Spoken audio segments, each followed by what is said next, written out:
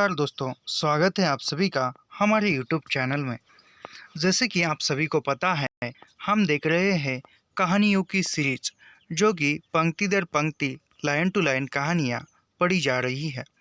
यह नए यूजीसी के पैटर्न के अनुसार कहानियों का अध्ययन किया जा रहा है।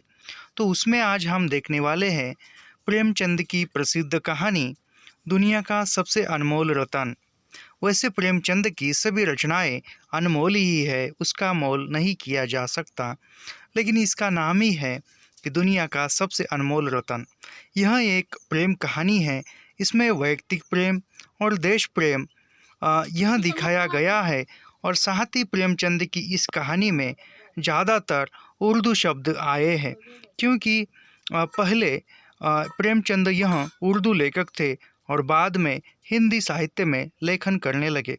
तो उसी के चलते हुए इस कहानी में ज़्यादा उर्दू शब्दों का इस्तेमाल दिखाई देता है। तो ज़्यादा देर न करते हुए बढ़ते हैं आज की कहानी की तरफ। और हाँ, एक बात बताना भूल ही गया, जो कि हमारे चैनल को सब्सक्राइब कीजिए, लाइक कीजिए और शेयर करना मत भूलिए। बढ़ते हैं कहानी की तरफ। दिल फिगार एक कटीले पेड़ के नीचे दामन चाक किए बैठा हुआ खून के आंसू बहा रहा था। वह सौंदर्य की देवी यानी मलका दिल फरेब का सच्चा और जान देने वाला प्रेमी था। यानी कि दिल फिगार यह इस कहानी का नायक है। दिल फिगार यह एक हार कर आंसू बहा रहा था, जो कि वह जो सौंदर्य की देवी दिल फरेब का प्रेमी था। यह कहानी यह पता चलता है कि यहाँ पर दिल फिगार और दिल फरेब की प्रेम कथा यह है। तो उन प्रेमियों में नहीं जो इत्र फुलेल में बसकर और शानदार कपड़ों से सजकर आशिक के वेश में माशूकियत का दम भरते हैं।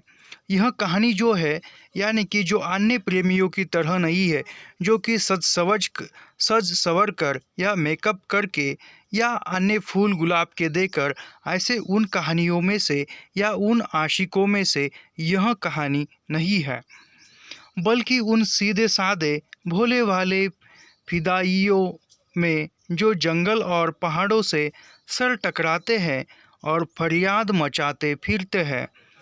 यानी कि यह कहानी जो नैसर्गिक प्रेम होता है, जैसे यह लैला मजनू उस ज़माने की कहानी कह सकते हैं। यानी कि जो सच्ची मोहब्बत है, सच्चा प्रेम है, वह इस कहानी में दिखाई पड़ता है। दिल फरेब ने उससे कहा था कि अगर तू मेरा सच्चा प्रेमी है तो जा और दुनिया की सबसे अनमोल चीज़ लेकर मेरे दरबार में आ, तब मैं तुझे अपनी गुलामी में कबूल करूँगी। यानी कि जो उसकी प्रेमिका है दिल फरेब, दिल फिगार से कहती है कि यदि तू मेरा सच्चा प्रेमी है या तू मुझसे सच में प्रेम करता है, तो वह चीज़ मेरे लिए तू ले आ, जो कि दुनिया की सबसे अनमोल चीज़ हो, वह मेरे लिए ले आ। यदि वह चीज़ तू मेरे लिए ले आता है तो मैं तुम्हारा प्रेम कबूल कर सारी ज़िंदगी मैं तुम्हारी गुलामी करूँगी, या मैं तुम्हारी दासी बनूँगी, या मैं तुम्हारी पत्नी बनूँगी, ऐसा वह कहती है। अगर मुझे वह चीज़ न मिले तो खबरदार इधर रुख न करना, वरना सूली पर खिंचवा दूंगी।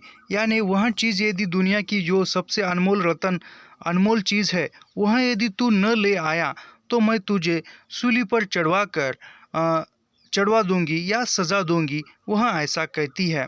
फिर दिल फिगार को अपनी भावनाओं के प्रदर्शन का, शिकवे शिकायत का, प्रेमिका के सौंदर्य दर्शन का तनिक भी अवसर न दिया गया। यानी जब वह दिल फरेब कहती है कि मेरे लिए वह तू चीज़ ले आ जो कि दुनिया की सबसे अनमोल है, लेकिन दिल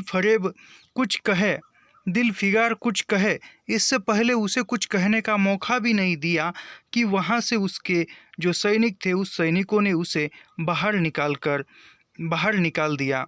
और आज 3 दिन से यह आफत का मारा आदमी उसी कटीले पेड़ के नीचे, उसी भयानक मैदान में बैठा हुआ सोच रहा है कि क्या करूं। अभी उसे निकाल दिया गया है उस राजमहल से दिल फरेब ने। तो वह एक कटीले पेड़ के नीचे बैठकर सोच रहा है और सोचते सोचते वह व्याकुल सा हो गया है। सोच रहा है कि वह चीज़ क्या हो सकती है जो कि दुनिया में सबसे अनमोल है। वह चीज़ वह सोच रहा है नामुमकिन, और वह क्या है वह सोच रहा है, और क्या करूं यह भी सोच रहा है। अबे हयात, यानी वह अभी यहाँ पर भगवान को याद कर रहा है। खुसरो का ताज, जामे जम, तख्त ताऊस, परवेज की दौलत नहीं, यह चीज़ें हरकीज़ नहीं। यानी वह याद कर रहा है कि कौन सी चीज़ें यहाँ अनमोल है।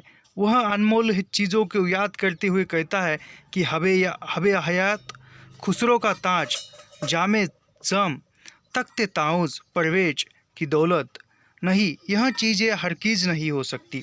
यानी वह बड़े बड़े जो वस्तुएं है या बड़े बड़े कुछ अनमोल चीज़ें हैं उसको वह याद करता है, तो वह उसे याद आता है कि यह चीज़ें अनमोल नहीं हो सकती।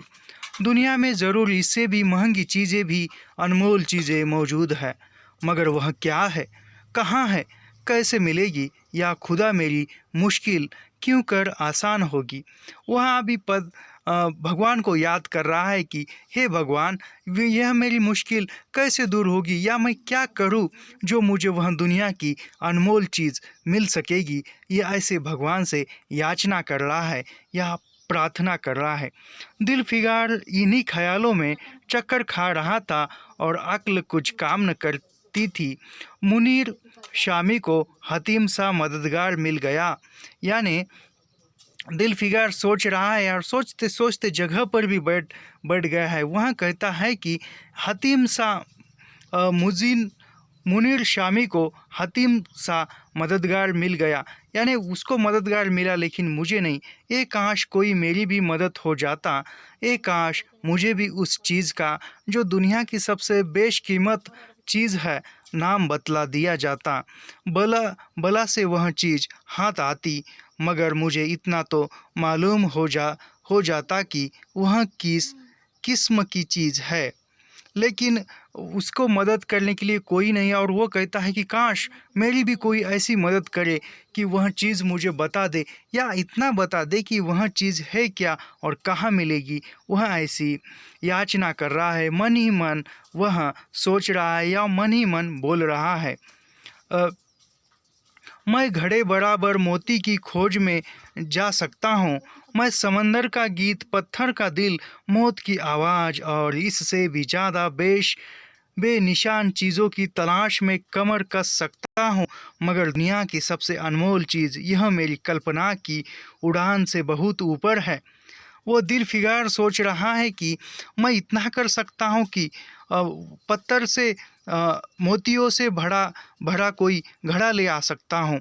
मैं ऐसी चीज़ें सोच सकता हूँ जो कि दुनिया में मौजूद है, या मेरे ख्याल से वह चीज़ें मौलिक हो सकती है या अनमोल हो सकती है, लेकिन मैं अब क्या करूँ कि जो वह मेरी कल्पना से बाहर चीज़ है, वह दुनिया की सबसे अनमोल चीज़ क्या हो सकती है। अगला परिच्छेद देखते हैं। आसमान पर तारे निकल आए थे, यानी कि रात हो चुकी थी। तारे तो रात के समय ही निकल में आते हैं आकाश में, तो उसी प्रकार आसमान पर तारे निकल आए थे। दिल फिगार एकाएक खुदा का नाम लेकर उठा और एक तरफ को चल खड़ा हुआ। यानी रात के समय में दिल फिगार एकाएक अचानक वह उठकर खड़ा हो जाता है और भगवान का नाम लेकर या अल्लाह का नाम लेकर वह एक तरफ चल निकलता है। भूखा है, भूखा प्यासा, नंगे बदन, थकन से चूर वह बरसों वीरानों और आबादियों की खाक छानता फिरा। तलवे कांटों से छन्नी हो गए, शरीर में हड्डियां ही हड्डियां दिखाई देने लगी, मगर वह चीज़ जो दुनिया की सबसे बेशकीमत चीज़ थी न मिली और न उसका कुछ निशान मिला। वह अभी थक गया है, हार चुका है। वह दर बदर भटकता फिर रहा है। इतना वह व्याकुल हो चुका है कि उसके शरीर के अंदर की जो हड्डियां है वह हड्डियां दिख रही है, उसके शरीर का जो मांस है वह मांस निकल चुका है, यानी वह व्याकुल हो चुका है। उसको उसकी खाने की कोई ये नहीं है, खाने के लिए अनाज नहीं है, पीने के लिए पानी नहीं है, और उतने में कांटे भरे रास्ते हैं, और उन्हीं कांटे भरे रास्तों से वह दर ब दर मोहल्ले दर मोहल घूम रहा है, या उस चीज़ की खोज में घूम रहा है या ढूंढ रहा है। एक रोज़ वह भूलता भटकता एक मैदान में जा निकला जहाँ हजारों आदमी गोल बांधे खड़े थे। बीच में कहीं अमामे और चोगे वाले दढ़ियल काजी अफसरी शान से बैठे हुए आपस में कुछ सलाह मशविरा कर रहे थे, और इस जमात से ज़रा दूर पर एक सूली खड़ी थी। यानी ऐसे ही घूमते घूमते एक रोज़ उसे एक और नया दृश्य दिखाई देता है, जो कि उस दृश्य में एक मैदान है। उस मैदान में गोल वर्तुलाकार में खड़े कुछ लोग हैं। उसमें जो बड़ी बड़ी दाढ़ी बढ़ाए हुए काजी है, बड़े बड़े ऐसे चोगे पहने हुए जो पोशाक है, ऐसे पहने हुए काजी साहब अपनी शान में बैठे हुए हैं, और उस पर एक जो सूली की सज़ा कहते हैं वह सूली लगी हुई यहाँ पर खड़ी दिखाई देती है। दिल फिराग कुछ तो कमज़ोरी की वजह से, कुछ यहाँ की कैफियत देखने के इरादे से ठिठक गया। यानी वह क्या यह दृश्य क्या है देखने के लिए वह वहाँ पर रुकता है या वहाँ उसके नज़दीक जाता है। क्या देखता है कि कई लोग नंगी तलवारें लिए एक कैदी को, जिसके हाथ पैर में जंजीरें थी, यानी वह देखता है कि वहां जाने के बाद, उस दृश्य के नज़दीक जाने के बाद, एक कैदी को जंजीरों से बंधा हुआ, उसके हाथ पैर बंधे हुए हैं जंजीरों से, और वह जो अन्य जो सैनिक है उनके हाथ में तलवारें हैं, और उस गुनहगार को ले आया आता है, पकड़ चले आ रहे हैं। सूली के पास पहुंचकर सब सिपाही रुक गए और कैदी की हथकड़ियाँ बेड़ियाँ सब उतार ली गई। यानी उस कैदी को सूली के पास ले गया, और वहां जाकर उसके हाथ में जो जंजीरें थी, पैरों में जो बेड़ियाँ थी, वह जंजीरें बेड़ियाँ निकाल ले गई, और वह इस अभागे आदमी का दामन सैकड़ों बेगुनाहों के खून के छीड़ों से रंगीन था, और उसका दिल नेकी के ख्याल और रहम की आवाज़ से ज़रा भी परिचित न था। यानी उस गुनहगार ने इतने गुनाह किए थे, इतने खून किए थे कि उनके हाथ न जाने कितने खूनों से रंग चुके थे, मगर इतना होकर उसको अब सज़ा दी जा रही है, सूली पर चढ़ाया जा रहा है, फिर भी उसके मन में रहम की आवाज़ यानी माफ़ कर, पश्चाताप की भावना नहीं थी, और न ही वह मुझे सज़ा मत दो ऐसा कहने का ख्याल भी उसके मन में न आ रहा था। उसे काला चोर कहते थे, उस गुनहगार को काला चोर कहते थे। सिपाहियों ने उसे सूली के तख्ते पर खड़ा कर दिया, मौत की फांसी उसकी गर्दन में डाल दी, और जल्लादों ने तख्ता खींचने का इरादा किया कि वह अभागा मुजरिम चीख कर बोला, खुदा के वास्ते मुझे एक पल के लिए फांसी से उतार दो, ताकि आपने दिल की आखिरी आरजू निकाल लूँ। यानी उसको फांसी के तख्ते पर चढ़ा दिया गया, उसके गले में फांसी का फंदा डाला गया। वहाँ अभी फांसी का फंदा खींचने ही वाले थे, तभी वह कहता है कि मुझे अल्लाह के लिए या भगवान के लिए कुछ समय के लिए निकाल दो, मेरी एक आखिरी इच्छा है, आरजू यानी इच्छा। यह सुनते ही चारों तरफ सन्नाटा छा गया। यह जब बोलता है तो वह सुनकर सभी लोगों में खामोशी फैल जाती है। लोग अचंभे में आकर ताकने लगते हैं, एक दूसरे को देखने लगते हैं। काजियों ने एक मरने वाले आदमी की अंतिम याचना को रद्द करना उचित न समझा, और बदनसीब पापी काला चोर जरा देर के लिए फांसी से उतार लिया गया।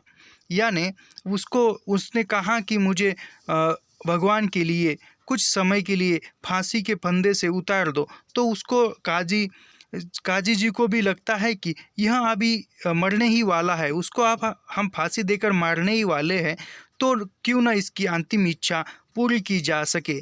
तो इसी दृष्टिकोण से काजी साहब के हुक्म से उसे फांसी से तख्ते से नीचे उतार दिया जाता है। इसी भीड़ में अगला परिचित, इसी भीड़ में एक खूबसूरत भोला भाला लड़का एक छड़ी पर सवार होकर अपने पैरों पर उछल उछल उछल कर फर्जी घोड़ा दौड़ा रहा था और अपनी सादगी की दुनिया में ऐसा मगन था कि जैसे वह इस वक्त सचमुच किसी अरबी घोड़े का शहसवार है।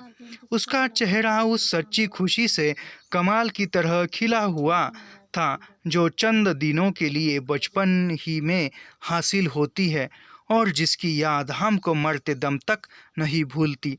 यानी यानी उसको फांसी के तख्ते से उतारने के बाद भीड़ है, लेकिन एक छोटा सा बालक है जो कि नैसर्गिक प्रकृति के आंचल में जीवन जी रहा है। उसे कुछ भला या बुरा, दुख या दर्द, इसकी कोई उसको कुछ मालूम ही नहीं है। ऐसे माहौल में बालक अपने एक डुप्लीकेट यानी घोड़ा है ही नहीं तो घोड़ा समझकर उसे खेल रहा है, खुशी से उछल कूद कर रहा है। तो क्योंकि बालक यहाँ असमझदार है, छोटा सा बालक है, तो उसको कुछ बाहर की दुनिया का पता ही नहीं है। वह अपने अपने ही मग्न होकर घोड़े के साथ खेल रहा है। ऐसा लग रहा है कि वह सचमुच के सच्चे घोड़े के साथ खेल रहा है और उसका जो चेहरा है वह खुशी से कमल की तरह खिला हुआ था जो चंद दिनों के लिए बचपन में ही, यानी ये खुशी जो है, यह खुशी का जो माहौल है, यह खुशी का माहौल बचपन में ही मिलता है, बाद में नहीं मिलता। ऐसा उसको देखने के बाद लगता है अभी तक उसको पाप पुण्य या पवित्र या अपवित्र ऐसा कुछ पता भी नहीं था। वह बिल्कुल मासूम था। वह प्रकृति के गोद में खिल रहा था या खेल रहा था। बदनसीब काला चोर फांसी से उतरा तो उतने में फांसी से वह चोर उतरता है, उसको उतार दिया जाता है। हजारों आंखें उसकी तरफ देख रही है, यानी वहाँ पर खड़े हुए लोग जो है वह उसकी तरफ देख रहे हैं। वह उस लड़के के पास आया और उसे गोद में उठाकर प्यार करने लगा। उसे इस वक्त वह ज़माना याद आया जब वह खुद ऐसा ही भोला भाला, ऐसा ही खुश व खुर्रम और दुनिया की गंदगियों से ऐसा ही पाक साफ था। यानी वह चोर जो काला चोर जो है वह उस छोटे बच्चे के पास आता है जो कि बचपन में वह चोर भी इसी प्रकार था, पाक यानी पवित्र था। उसको कोई किसी बुरा या गलत या सच या झूठ ऐसी किसी की पहचान नहीं थी। तो वह बालक के समान वह भी छोटा था या सबका प्यारा था, ऐसा यहाँ पर चित्रित किया गया है। खिलाती थी, बाप बलाए लेता था और सारा कुनबा जान न्योछावर करता था। यानी कि उसकी माता पिता खिलाते थे, उसके जो पिता थे उसके लिए न जाने कितने कष्ट उठाते थे, फिर भी उसको जी जान से पाल देते थे। इतना ही नहीं, जो मोहल्ला था वो सारे मोहल्ले के लोग उसे प्रेम करते थे, प्यार करते थे। काले चोर के दिल पर इस वक्त बीते हुए दिनों की याद इतना असर हुआ कि उसकी आंखों से जिन्हों ने दम तोड़ती हुई लाशों को तड़पते देखा और न झपकी। आंसू का एक कतरा टपक पड़ा। दिल फिगार ने लपक कर उस अनमोल मोती को हाथ में ले लिया और उसने दिल से कहा, बेशक यह दुनिया की सबसे अनमोल चीज़ है, जिस पर तख्त ताऊस और जामेज और आबे हयात और नज़े परवेज सब न्योछावर है। यानी जब वह बालक को देख रहा है या बालक से वह प्रेम कर रहा है, तब वह उसको उसका बचपन याद आता है उस काले चोर को, और तभी उसके आँखों से जो पानी टपकता है या आंसू बहते हैं, तो वह दिल फिगार जो है वह वहीं पर खड़ा है। वह उसके जो आंख से आंसू गिरने वाला है, वह आंसू पकड़ता है और उसको लगता है कि बेशक यही दुनिया की सबसे अनमोल चीज़ हो सकती है, जो चीज़ दिल फरेब ने मुझे लाने के लिए कहा है। इस ख्याल से खुश होता है, कामयाबी के उम्मीद से सरमस्त दिल फिगार अपनी माशूका दिल फरेब के शहर मिनोसवाद को चला।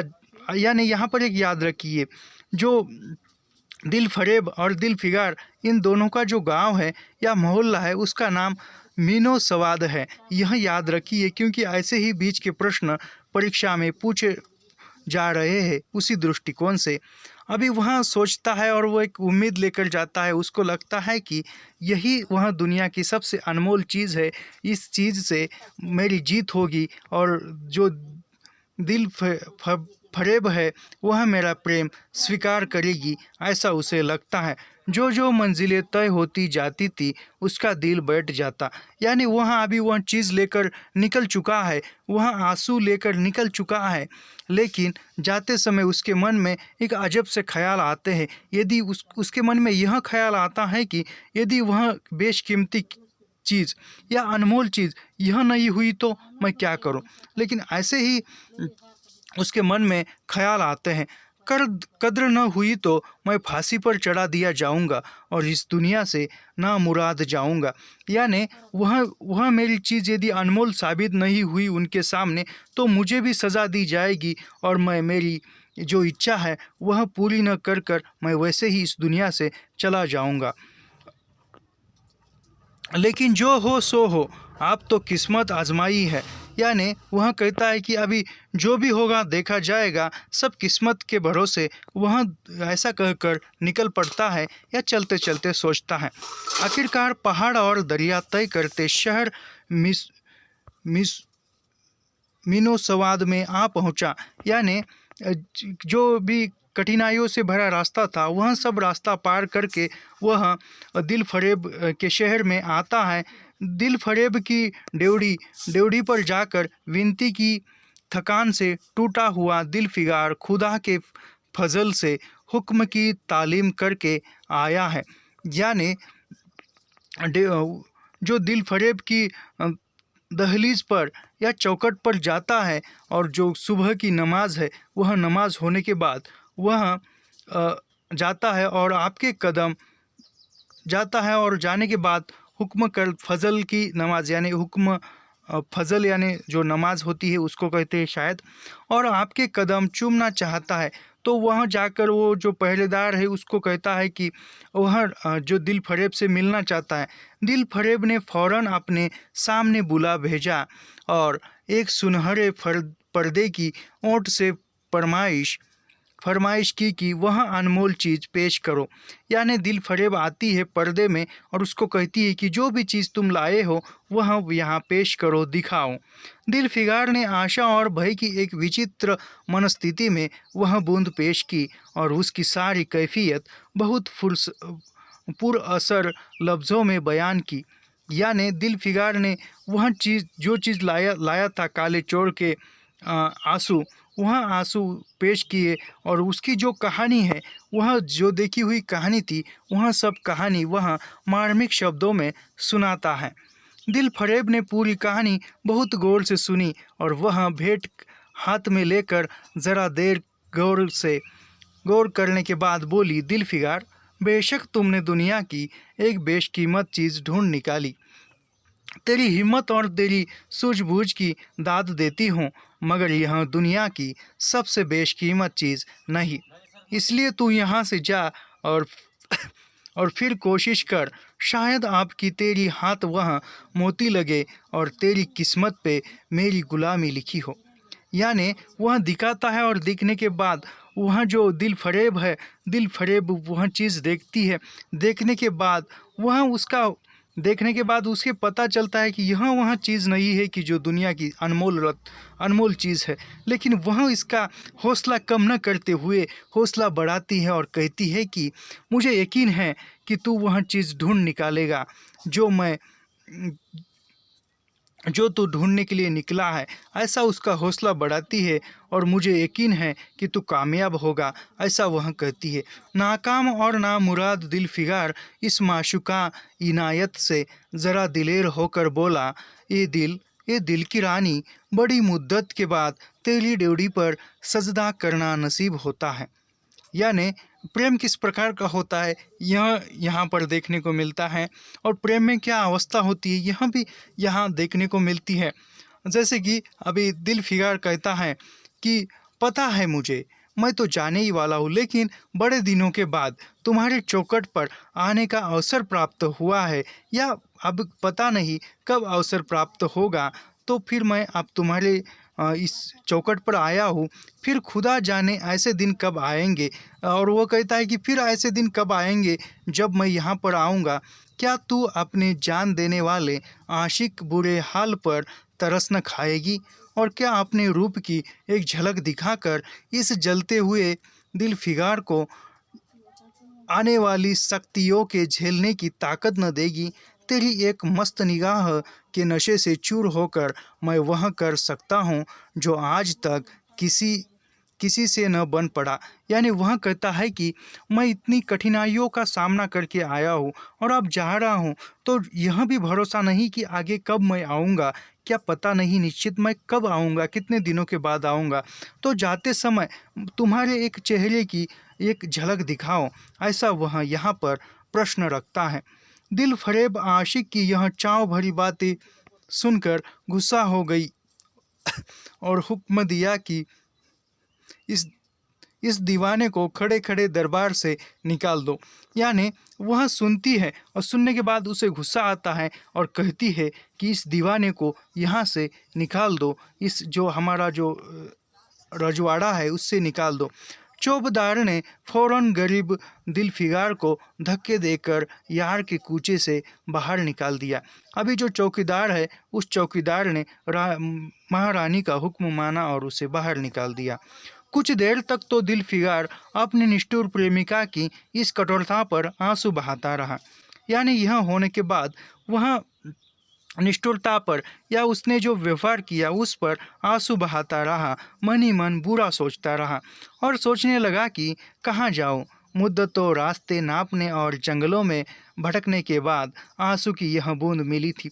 यानी उसे न जाने कितनी कष्टों के बाद, कितनी समस्याओं का सामना करने के बाद वह कैदी के आंसू की कीमत में आंसू मिला था, वह चीज़ मिली थी और वह चीज़ मैं लेकर आया। तो ऐसा हुआ, तो अब मैं कहाँ जाऊँ और कहाँ जाकर वह चीज़ मैं ढूंढूँ, ऐसा वह सोचता है।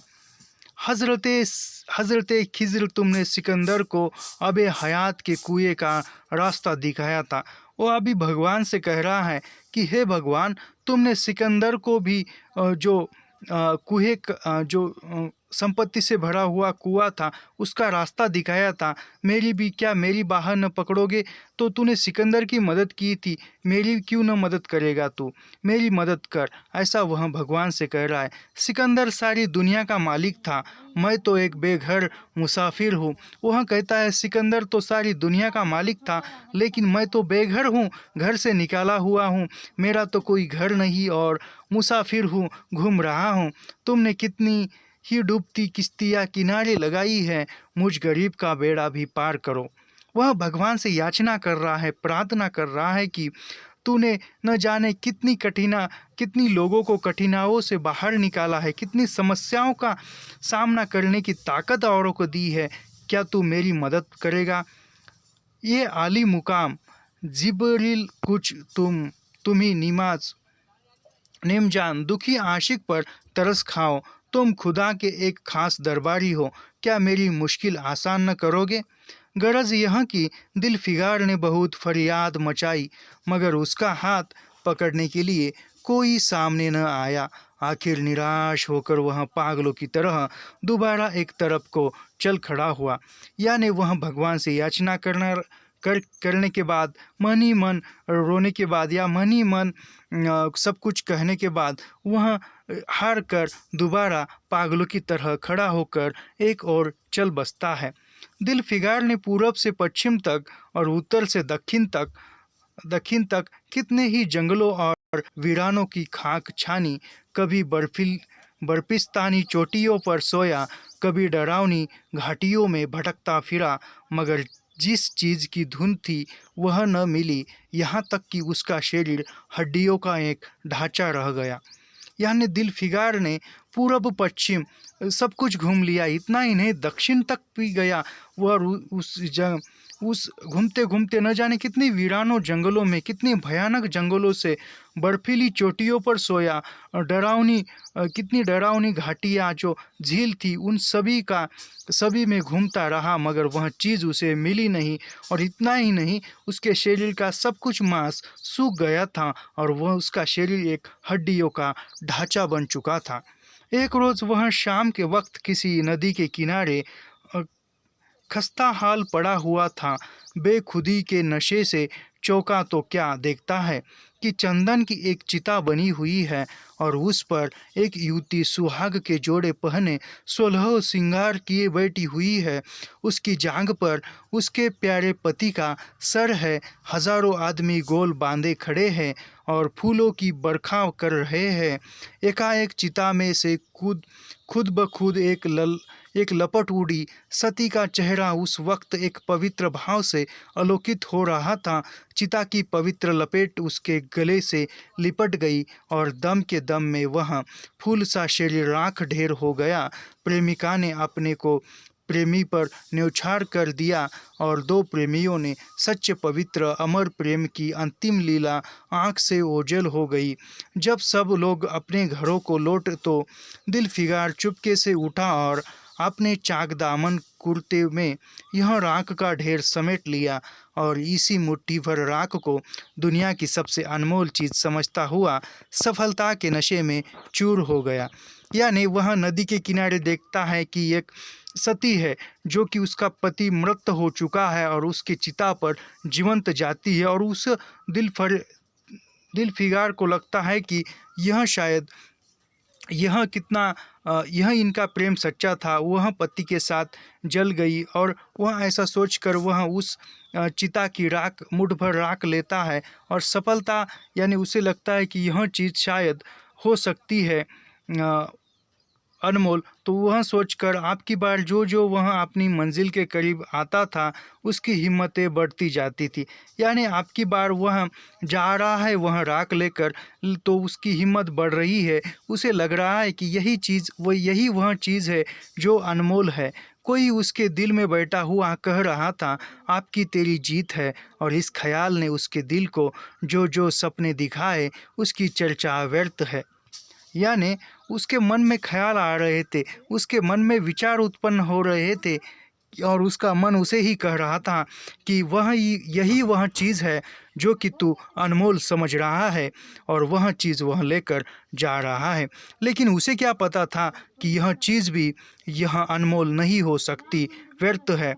आखिरकार वह शेर मीनो संवाद में दाखिल हुआ और दिल फरेब की ऊंची डेवढ़ी पर जाकर खबर दी कि दिल फिगार सुरखरू होकर लौटा है और हुजूर के सामने आना चाहता है।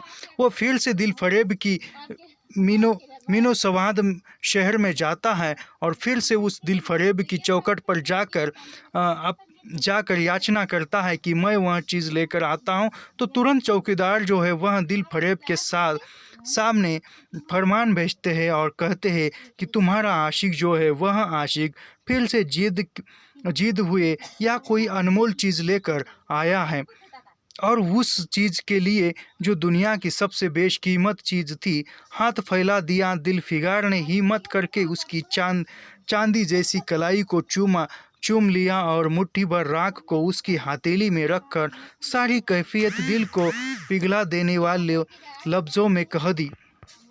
यानी यहाँ पर फिर से वह पेश होता है दिल फरेब के सामने, और वह जो राख लेकर आया था वह राख दिल फरेब को दिखाता है। जो भी उसने कहानी देखी है या कहानी है वह बड़े ही मार्मिक और व्याकुल शब्दों में बताता है। दिल फरेब ने उस मुट्ठी भर राख को आंखों से लगा लिया, यानी उसने उस तोहफे का दिल फरेब ने स्वीकार कर लिया। कुछ देर विचारों के सागर में डूबे रहने के बाद बोली, ए जान निछावर करने वाले आशिक दिल फिगार, बेशक यह राख जो तू लाया है जिसमें लोहे को सोना कर देने की सिफत है, दुनिया की बहुत बेशकीमत चीज़ है, और मैं सच्चे दिल से तेरी एहसानमंद हूँ कि तूने ऐसी अनमोल भेंट मुझे दी।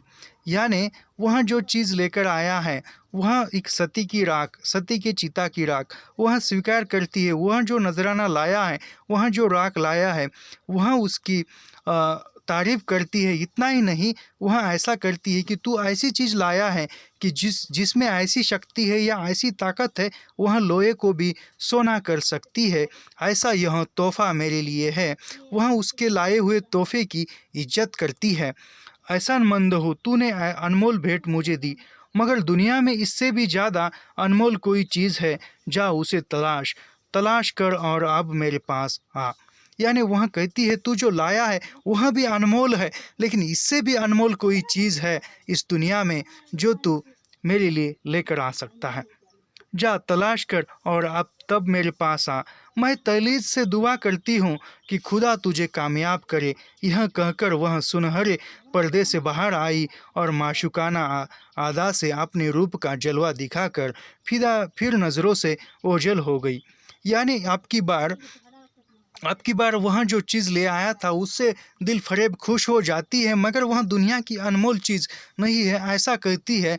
और वह कहती है कि मैं खुदा से प्रार्थना करूंगी या भगवान से, ईश्वर से प्रार्थना करूंगी कि वह जो चीज़ है, वह अनमोल चीज़ तुझे मिलने में कामयाबी मिले और तू तो तेरे लक्ष्य पर कामयाब हो, ऐसी याचना करती है। और वह इस बार जो दिल फिगार जो है, वह कहने से पहले पर्दे से बाहर आती है और आपका उसका चेहरा दिखाकर फिर पर्दे के अंदर जाती है और एक बादलों में छुपी सी एक आँखों से ओझल होती है या आँखों से दूर हो जाती है।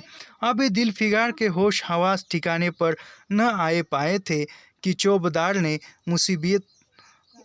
मुलायमत से उसका हाथ पकड़कर यार के कूचे से उसको निकाल दिया और फिर तीसरी बार वह प्रेम का पुजारी निराशा से हताहत समुंदर में गोता खाने लगा।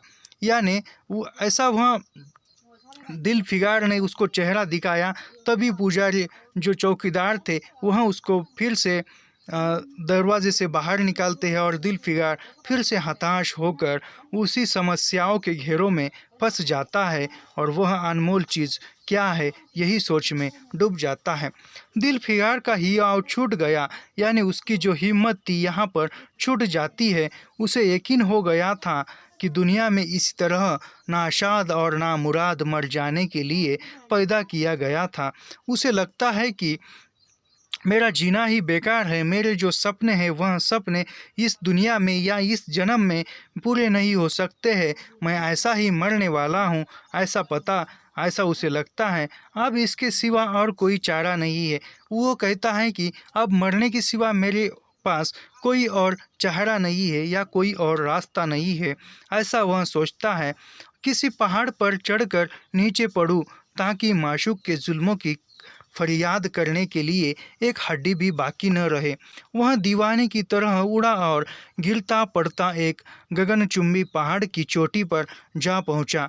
किसी और समय वह ऐसे ऊंचे पहाड़ पर चढ़ने का साहस न कर सकता था, मगर इस वक्त जान देने के जोश में उसे वह पहाड़ एक मामूली टेकड़ी से ज़्यादा ऊंचा न नजर आया।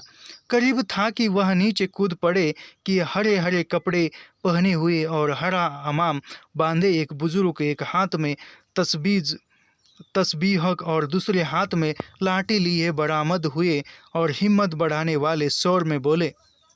यानी यहाँ पर वो तिल फरेब जो है वह हार कर जान देने के लिए ऊंचे पहाड़ी पर जाता है, ऊंचे पहाड़ी के चोटी पर जाता है।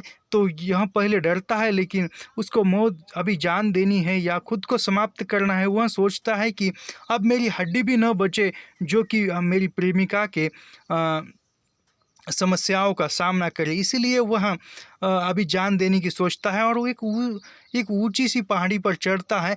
चढ़ने के बाद वह पहाड़ी से कूदकर जान देने ही वाला था, तभी एक हरे कपड़े पहने हुए एक सिर पर हरा कपड़ा बांधा हुआ एक वहाँ पर व्यक्ति आता है। यानी यहाँ पर एक ईश्वर जो सूफी काव्य में बताया गया है, ऐसा इसका वर्णन यहाँ पर किया है प्रेमचंद जी ने। वहाँ हरे कपड़े पहने, यानी जो मुस्लिम लोगों के जो पुजारी है, काजी थे, वह एक हरे कपड़े पहनते हैं। उसी प्रकार यहाँ पर बताया गया है। वह एक हिम्मत देने के स्वर में बोलता है, दिल फिगार, नादान दिल फिगार, यह क्या बुज़दिलों जैसी हरकत है। तुम मोहब्बत का दावा करता है और तुझे इतनी भी खबर नहीं कि मजबूत इरादा मोहब्बत के रास्ते की पहली मंजिल है। मर्द बन और यूँ हिम्मत न हार। पूरब की तरफ एक देश है जिसका नाम हिंदुस्तान है, वहाँ जा और तेरी आरज़ू पूरी होगी। वहाँ जो यानी ये वहाँ जो स्वर्गदूत कह सकते हैं हम, वहाँ उसे मिलता है वहाँ व्यक्ति, और वहाँ उसको हिम्मत देता है। क्यों बुज़दिलों जैसे काम कर रहा है, क्यों जान दे रहा है। मजबूत इरादा यानी मजबूत सोच और विश्वास ही मोहब्बत के रास्ते की पहली मंजिल है। मर्द बन, बुज़दिल जैसा काम मत कर, अपनी जान मत दे, तू जा पूरब की ओर यानी पूरब दिशा की ओर, जो देश है जिसका नाम हिंदुस्तान है यानी कि भारत देश है, वहाँ तू जा। तेरी जो इच्छा है, तेरी इच्छा वहाँ पूरी हो सकती है, ऐसा वह कहता है। यह कहकर हज़रत खिज़्र गायब हो गए। यानी इतना कहने के बाद वह जो स्वर्गदूत था वह गायब हो जाता है। दिल फिगार ने शुक्रिया की नमाज अदा की और ताज़ा हौसले, जोश और अलौकिक सहायता का सहारा पाकर खुश पहाड़ से उतरा और हिंदुस्तान की तरफ चल पड़ा। यानी यह सुनने के बाद, वह नमाज करने के बाद दिल फिगार खुश हुआ। उसने परमेश्वर का या ईश्वर या अल्लाह का शुक्रिया अदा किया और खुशी खुशी पहाड़ से नीचे उतर कर वह हिंदुस्तान की ओर बढ़ता चला। मुद्दतों तक कांटों से भरे हुए जंगल, आग बरसाने वाले रेगिस्तानों, कठिन घाटियों और अलंग पर्वतों को तय करने के बाद दिल फिगार हिंद की पाक सरजमीन में दाखिल हुआ और एक ठंडे पानी के सोते में सफ़र की तकलीफ़ें धोकर थकान के मारे नदी के किनारे लेट गया। यानी दिल फिगार निकलता है और रास्ते में उसे निकलते समय न जाने कितने कांटों से भरे रास्ते, बड़े बड़े रेगिस्तान, और वो रेगिस्तान धूप में तपे हुए, उन सभी का सामना, बड़े बड़े पर्वतों को चढ़ना उतरना, उन सभी रास्तों को पार करते हुए वह हिंदुस्तान यानी भारत में आकर पहुंचता है। और पहुंचने के बाद हिंदुस्तान के पाक पवित्र ज़मीन पर आकर पहुंचता है और वहां पर नदी किनारे ठंडे पानी से हाथ पैर धोकर खुद को एक शांति महसूस करता है और वहां पर नदी किनारे लेट जाता है। शाम होते होते एक चटियल मैदान में पहुंचा जहां बेशुमार अधमरी और बेजान लाशें बिना कफन के पड़ी हुई थी। वो अब नदी किनारे कुछ पल रुककर फिर निकलता है और निकलने के बाद एक मैदान में आ पहुंचता है। वहां पर आधे मरे हुए या आधे मर चुके या आधे जीवित है, जिसकी जान जाने वाली है, ऐसे लोग वहां पर पड़े हुए हैं। चील कौवे यानी जो गीदड़ है, जो अन्य पशु पक्षी है, वहाँ पर मर पड़े हुए हैं और उन लोगों का नोच रहे हैं। वहाँ का मैदान जो है वह खून से लाल हो गया है। यह डरावना दृश्य देखते ही दिल फिगार का जी दहल गया। यानी वह देखकर घबरा जाता है। किस मुसीबत में जान फंसी, मरने वालों का कहराना, सिसकना और एड़ियाँ रगड़कर जान देना, दरिंदों का हड्डियों को नोचना और गोश्त के लोथड़ों को लेकर भागना, ऐसा होलनाक सीन दिल फिगार ने कभी न देखा था। एकाएक उसे ख्याल आया, यह लड़ाई का मैदान है और यह लाशें सुरमा सिपाहियों की है। इतने में करीब से कढ़ाने की आवाज़ आई। दिल फिगार उस तरफ फिरा तो देखा कि एक लंबा तगड़ा आदमी, जिसका मर्दाना चेहरा जान निकालने की कमज़ोरी से पीला हो गया है, ज़मीन पर सर झुकाए पड़ा हुआ है। सीने से खून का फव्वारा जारी है, मगर आबादार तलवार की मूठ पंजे से अलग नहीं हुई। यानी वह मैदान में देखता है और वहाँ लाशें पड़ी हुई है।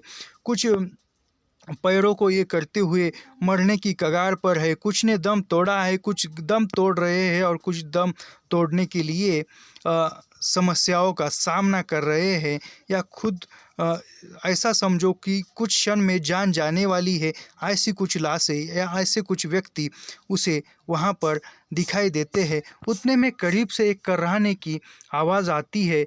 दिलफिगार उस तरफ फिरा तो यानी एक नज़दीक से एक आवाज़ आती है और वह उस तरफ देखता है तो वह एक मर्दाना चेहरा है। एक लड़ाई करने वाला एक शक्तिशाली सैनिक है, ऐसा हम कह सकते हैं। ज़मीन पर सिर झुकाए पड़ा है, उसकी जान जाने वाली है। उसके सीने से खून की धाराएं बह रही है।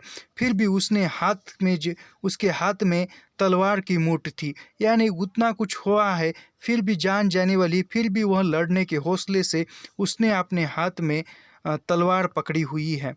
दिलफिगार ने एक चितड़ा लेकर घाव के मुंह पर रख दिया ताकि खून रुक जाए और बोले, ए जवा मर्द, तू कौन है? जवा मर्द ने यह सुनकर आंखें खोली और वीरों की तरह बोला, क्या तू नहीं जानता मैं कौन हूँ? क्या तूने आज इस तलवार की कांट नहीं देखी? यानी वह दिलफिगार उस घायल सैनिक के सीने पर जहाँ से खून निकल रहा है वहाँ पर एक कपड़ा डालता है और खून रुक जाए ऐसा सोचकर, और कहता है कि ये जवा मर्द, ये सैनिक, तू कौन है? और कहने के बाद वह जवा मर्द ने आंखें खोली और कहता है कि क्या तूने मेरी तलवार को नहीं पहचाना? वीरों की नहीं पहचाना तो उसके चेहरों पर एक वीराना अंदाज था। मैं अपनी माँ का बेटा हूँ और भारत का सपूत हूँ। यह कहते कहते उसकी त्योरियों पर बल चढ़ गए, यानी वह कह रहा है कि मैं भारत माता का बेटा हूँ। ऐसा कहते हुए उसके सीने में फिर से वीरता संचार रही है, ऐसा उसकी आंखों में वीरता संचार रही है और वह गुस्से में आ रहा है। उसका पीला पड़ा हुआ चेहरा लाल हो चुका था। आबादार शमरील फिर अपना जौहर दिखाने के लिए चमक उठी। दिलफिगार समझ गया कि यह इस वक्त मुझे दुश्मन समझ रहा है। तब दिलफिराब को लगता है कि यह मुझे दुश्मन समझ रहा है और अब ये मुझ पर वार करेगा। तब वह एक धीमे शब्दों में या प्रेममय वाणी में दिलफरेब कहने लगता है कि ए जवा मर्द, मैं तेरा दुश्मन नहीं हूँ, अपने वतन से निकला हूँ, एक गरीब मुसाफिर हूँ, इधर भूलता भटकता आ निकला। बराए मेहरबानी मुझसे यहाँ की कुल कैफियत बयान कर।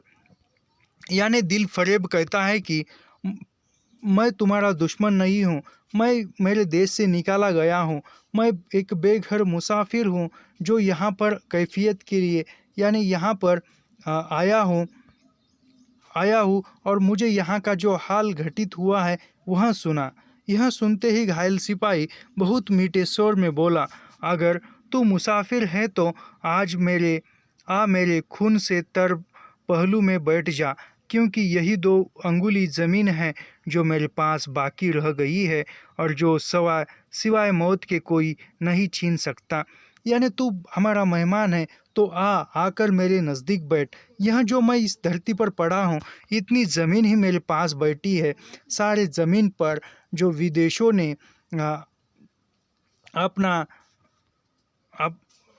विदेशों ने काबिज कर ली है, बैठ, ऐसा वह कहता है जो घायल सैनिक। अफसोस है कि ऐसे यहाँ वक्त में आया जब हम तेरा आतिथ्य सत्कार करने के योग्य नहीं है। वह जो कहता है, अभी वो सैनिक बोल रहा है दिलफरेब से कि तू ऐसे वक्त यहाँ पर आया हमारा अतिथि बनकर कि इस समय मैं ऐसी अवस्था में हूँ जो कि तेरा जो आतिथ्य सम्मान है वह मैं करने योग्य नहीं हूँ या वह करने के मैं हाल में नहीं हूँ। हमारे बाप दादा का देश आज हमारे हाथ से निकल गया और इस वक्त हम बेवतन हैं।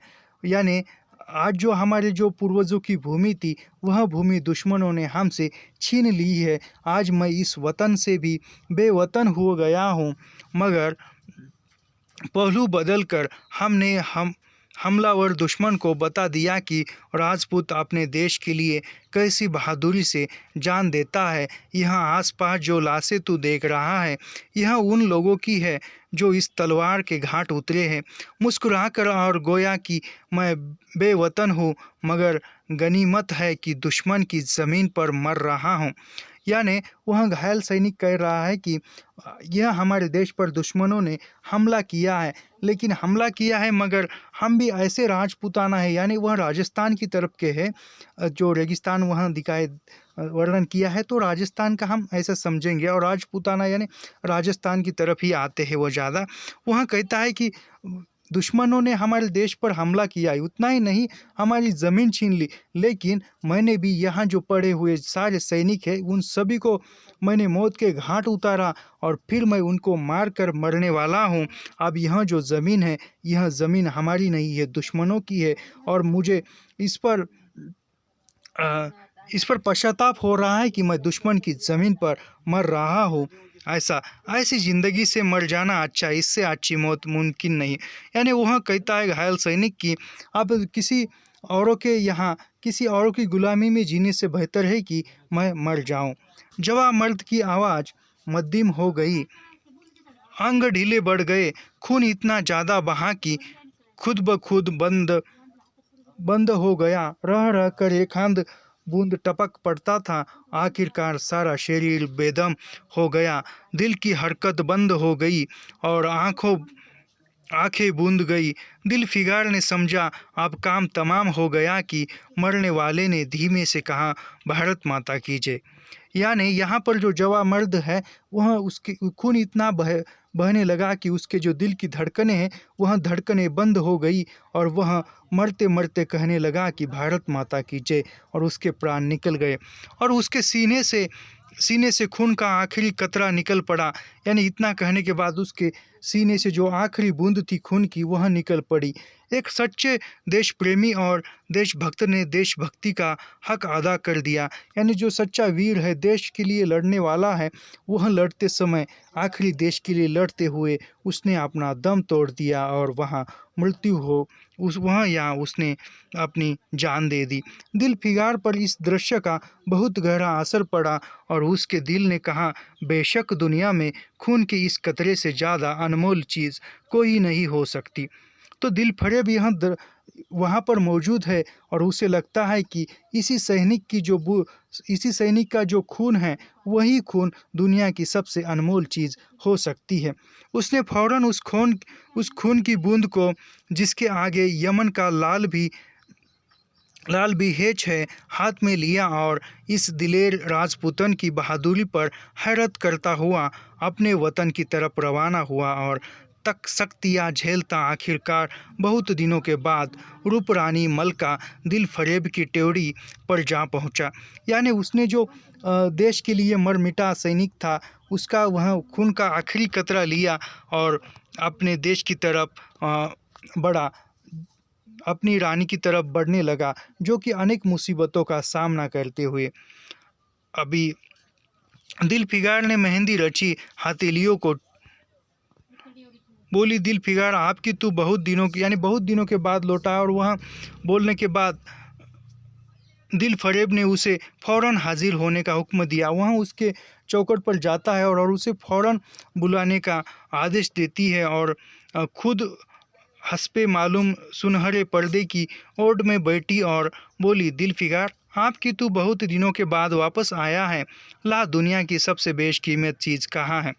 यानी वह दिल फरेब दिल फिगार से कहने लगी है कि इस बार तो बहुत दिनों के बाद लौटा है, तो ला मेरी वह चीज़ क्या है जो कि दुनिया के सबसे अनमोल चीज़ है।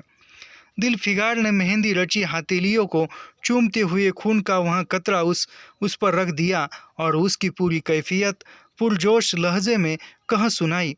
यानी दिल फिगार ने उसकी जो हथेली पर मेहंदी रची थी, उस हथेली को चूमकर उस हथेली पर वह सैनिक के खून का आखिरी कतरा उसके हाथ पर रख दिया और जो भी कहानी है वह कहानी उसने मार्मिक लहजे में सुनाई।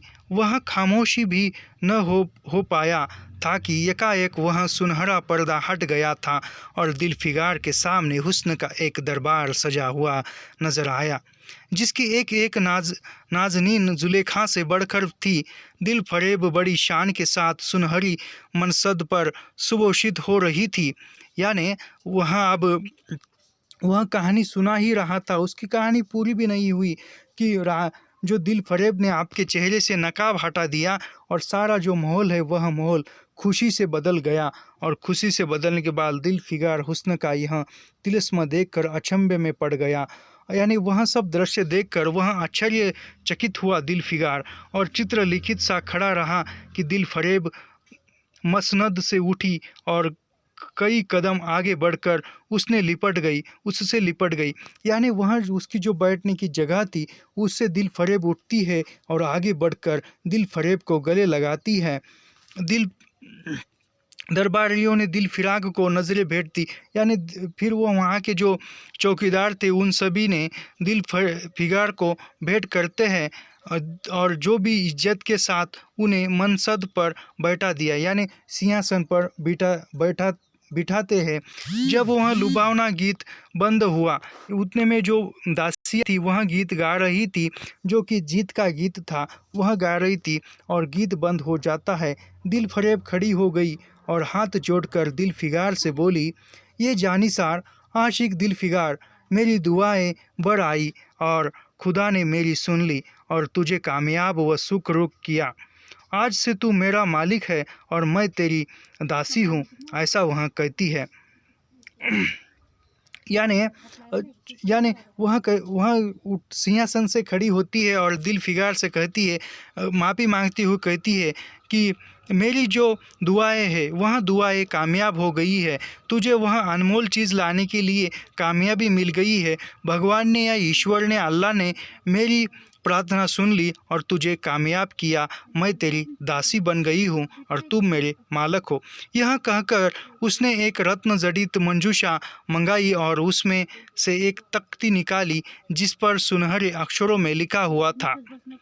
यानी वहाँ जो रत्न जटित, यानी जो प्रश्नों को जो चिट्ठियाँ रखने का जो डिब्बा, ऐसा हम कह सकते हैं इसे, वह निकाला और उसमें एक चिट्ठी था और उसमें लिखा था, खून का वह आखिरी कतरा जो वतन की हिफाजत में गिरा दुनिया की सबसे अनमोल चीज़ है। उस चिट्ठी में लिखा था कि दुनिया में सबसे अनमोल चीज़ क्या है, जो कि खून का वह आखिरी कतरा जो कि वतन की हिफाजत करते हुए गिरा वह आखिरी कतरा। इस प्रकार प्रेमचंद ने काफ़ी मार्मिकता के साथ या काफ़ी गहरे शब्दों में देश प्रेम, व्यक्ति प्रेम या व्यक्तिगत प्रेम इसको चित्रित किया है। और यहाँ पर कहानी यह हमारी ख़त्म हो जाती है। मिलते हैं अगली कहानी में। अगली कहानी हमारी यह कल के वीडियो में देखने को मिलेगी। और यदि ऐसे ही हर एक कहानी या हर एक रचना का अध्ययन करना चाहते हो तो हमारे चैनल को सब्सक्राइब कीजिए, लाइक कीजिए और शेयर करना मत भूलिए। मिलते हैं अगले वीडियो में। धन्यवाद।